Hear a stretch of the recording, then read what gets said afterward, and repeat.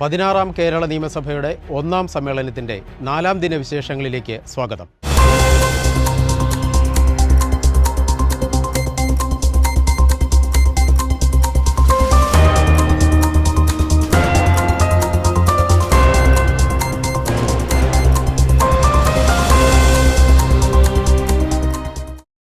Deputy speaker തെരഞ്ഞെടുപ്പായിരുന്നു ഇന്നത്തെ അജണ്ടയിലെ ആദ്യ ഇനം.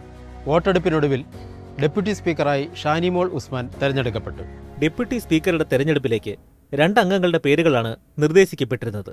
മുഹമ്മദ് മൊഹസിൻ, ഷാനിമോൾ ഉസ്മാൻ എന്നിവരായിരുന്നു നാമനിർദ്ദേശം ചെയ്യപ്പെട്ട അംഗങ്ങൾ. പേര് വിളിച്ചതനുസരിച്ച് അംഗങ്ങൾ സ്പീക്കറുടെ ഡയസിന് പിന്നിലൊരുക്കിയ സ്ഥലത്ത് വന്ന് വോട്ടുകൾ രേഖപ്പെടുത്തി.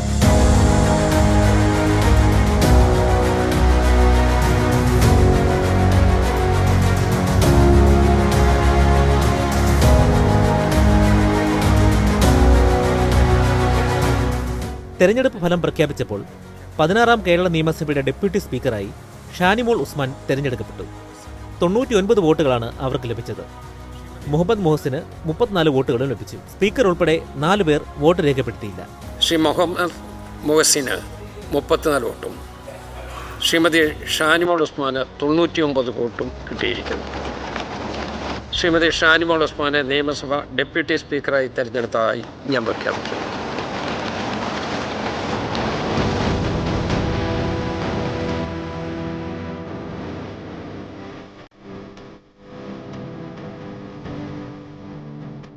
തുടർന്ന് ഡെപ്യൂട്ടി സ്പീക്കറായി തെരഞ്ഞെടുക്കപ്പെട്ട ഷാനിമോൾ ഉസ്മാന് സ്പീക്കർ ആശംസ അറിയിച്ചു. 3.5 പതിറ്റാണ്ടിന് ശേഷമാണ് ഒരു വനിത ഡെപ്യൂട്ടി സ്പീക്കറായി തിരഞ്ഞെടുക്കപ്പെടുന്നത്.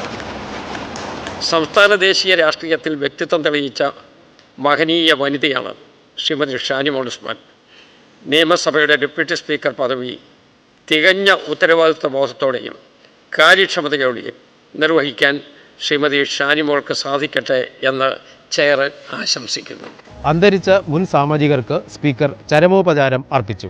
മന്ത്രി ടി.യു. കുരുവിള, മുൻ കേന്ദ്രമന്ത്രി കെ.പി. ഉണ്ണികൃഷ്ണൻ, മുൻ ലോക്സഭാംഗം കെ.പി. ധനപാലൻ എന്നിവർക്ക് സ്പീക്കർ തിരുവഞ്ചൂർ രാധാകൃഷ്ണൻ ചരമോപചാരം അർപ്പിച്ചു. പൊതുജീവിതത്തിൽ ലാളിത്യം മുഖമുദ്രയായിരുന്ന, ജനങ്ങളുമായി അടുത്ത ബന്ധം പുലർത്തിയിരുന്ന ഒരു ജനപ്രതിനിധിയായും പൊതുപ്രവർത്തനവുമായുമാണ് ശ്രീ ടി.യു. കുരുവിളയെ സമൂഹം വിലയിരുത്തുന്നത്.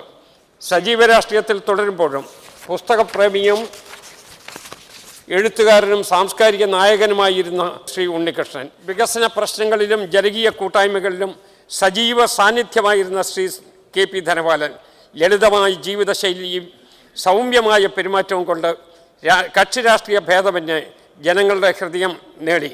തുടർന്ന് ചെയർപേഴ്സൺമാരുടെ പാനലിനെ സ്പീക്കർ നാമനിർദ്ദേശം ചെയ്തു. 16ാം കേരള നിയമസഭയുടെ 1ാം സമ്മേളനത്തിലേക്കുള്ള ചെയർപേഴ്സൺമാരുടെ പാനലിലേക്ക് പാറക്കൽ അബ്ദുള്ള, കെ. പ്രേംകുമാർ, വി.പി. സജീന്ദ്രൻ എന്നിവരെ സ്പീക്കർ നാമനിർദ്ദേശം ചെയ്തു.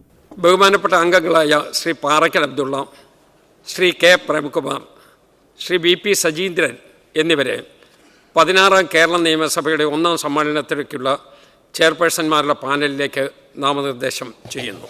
പെട്രോൾ പാചകവാതക വിലവർദ്ധനവ് സഭാ നടപടികൾ നിർത്തിവച്ച് ചർച്ച ചെയ്യണമെന്ന ഉപക്ഷേപത്തിന് സ്പീക്കർ അനുമതി നിഷേധിച്ചു. പെട്രോൾ പാചകവാതക വിലവർദ്ധനവും ലഭ്യതക്കുറവും മൂലമുള്ള ബുദ്ധിമുട്ടുകൾ സഭ നിർത്തിവച്ച് ചർച്ച ചെയ്യണമെന്നാവശ്യപ്പെട്ടാണ് പ്രതിപക്ഷം റൂൾ 50 പ്രകാരം നോട്ടീസ് നൽകിയത്.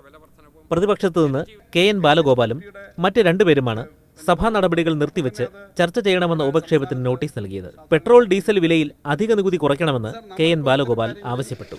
നമ്മുടെ നാട്ടിലെ സാധാരണക്കാരുടെ ജീവിതം മെച്ചപ്പെടുത്താൻ വേണ്ടിയിട്ടുള്ള നിലപാടുകൾ എടുക്കണം എന്നുള്ളതാണ് സാർ. ഇതിനകത്ത് നമ്മുടെ സംസ്ഥാനത്ത് മത്സ്യമേഖലയിൽ കുറച്ച് സബ്സിഡി ഡീസലിന് കൊടുക്കാൻ പറ്റേണ്ടതാണ്.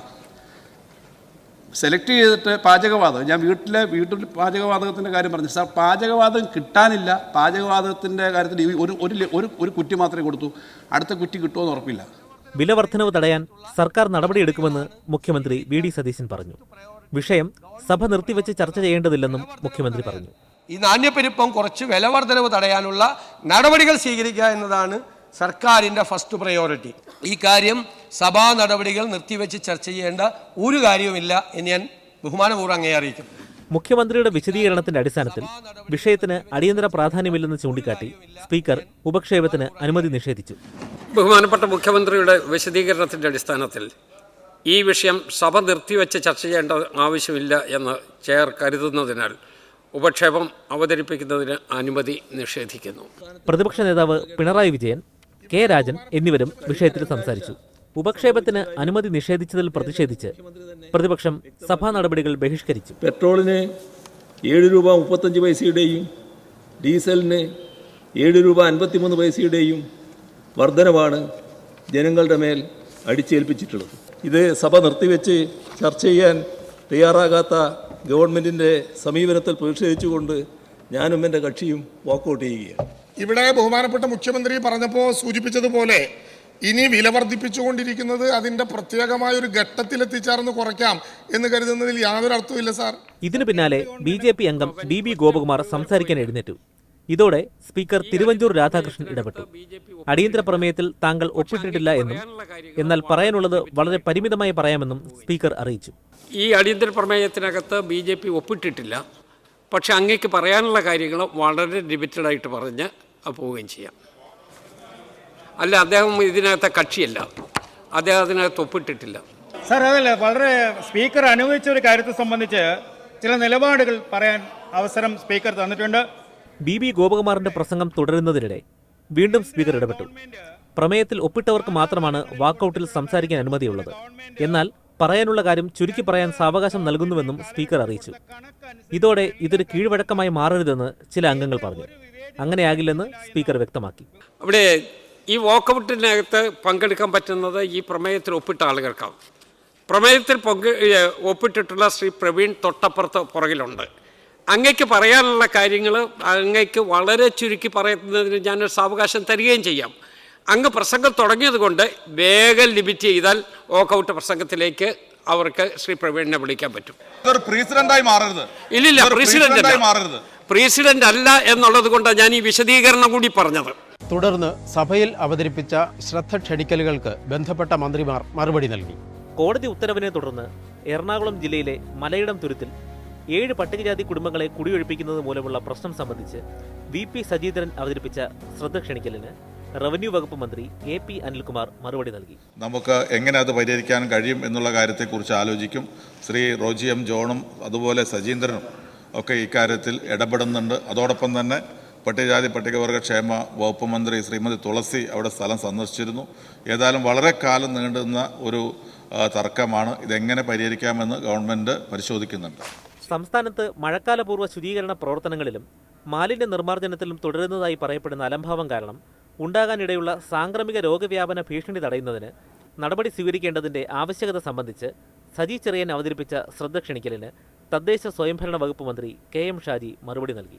ഇതിൽ അടിയന്തരമായി ചെയ്യേണ്ട പ്രവർത്തനങ്ങൾ വിശകലനം ചെയ്യുന്നതിനും ഏകോപിപ്പിക്കുന്നതിനുമായിട്ട് 25/5/2026 വകുപ്പ് തലവന്മാരുടെയും ജില്ലാതല ഉദ്യോഗസ്ഥന്മാരുടെയും യോഗം വിളിച്ചു ചേർത്തിരുന്നു.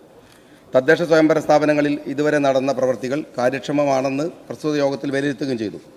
നിലവിൽ 17,661 വാർഡുകളിൽ ശുചിത്വ സമിതികൾ രൂപീകരിച്ച് അവയുടെ പ്രവർത്തനങ്ങൾ ത്വരിതഗതിയിൽ മുന്നോട്ട് പോകുന്നുണ്ട്. ഗവർണറുടെ നയപ്രഖ്യാപന പ്രസംഗത്തിന്മേലുള്ള നന്ദി പ്രമേയ ചർച്ചയ്ക്ക് ഇന്ന് തുടക്കമായി. ഗവർണറുടെ പ്രസംഗത്തിന് നന്ദി രേഖപ്പെടുത്തുന്ന ഉപക്ഷേപം M. വിൻസെന്റ് അവതരിപ്പിച്ചു. സാമൂഹിക നീതിയോടുകൂടിയ സാമ്പത്തിക വളർച്ച ഉറപ്പാക്കുന്ന നയപ്രഖ്യാപനമാണ് ഗവർണർ നടത്തിയതെന്ന് അദ്ദേഹം പറഞ്ഞു. ഇവിടെ ഒരു പുതുയുഗം ഈ കേരളത്തിന് ഞങ്ങൾ നൽകും എന്നാണ് UDF ജനങ്ങൾക്ക് നൽകിയ വാഗ്ദാനം.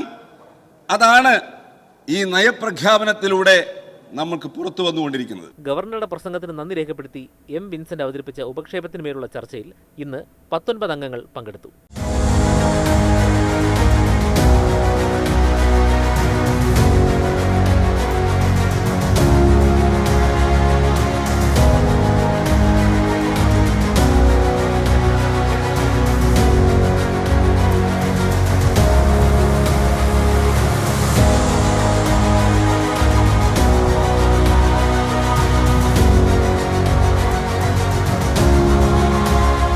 നടപടികൾ പൂർത്തിയാക്കി സഭ ഇന്നത്തേക്ക് പിരിഞ്ഞു. സഭ ഇപ്പോൾ പിരിയുന്നത് നാളെ രാവിലെ 9 മണിക്ക് വീണ്ടും സമ്മേളിക്കുന്നതുമാണ്. ഇന്നത്തെ നിയമസഭാ വിശേഷങ്ങൾ പൂർത്തിയായി. നമസ്കാരം.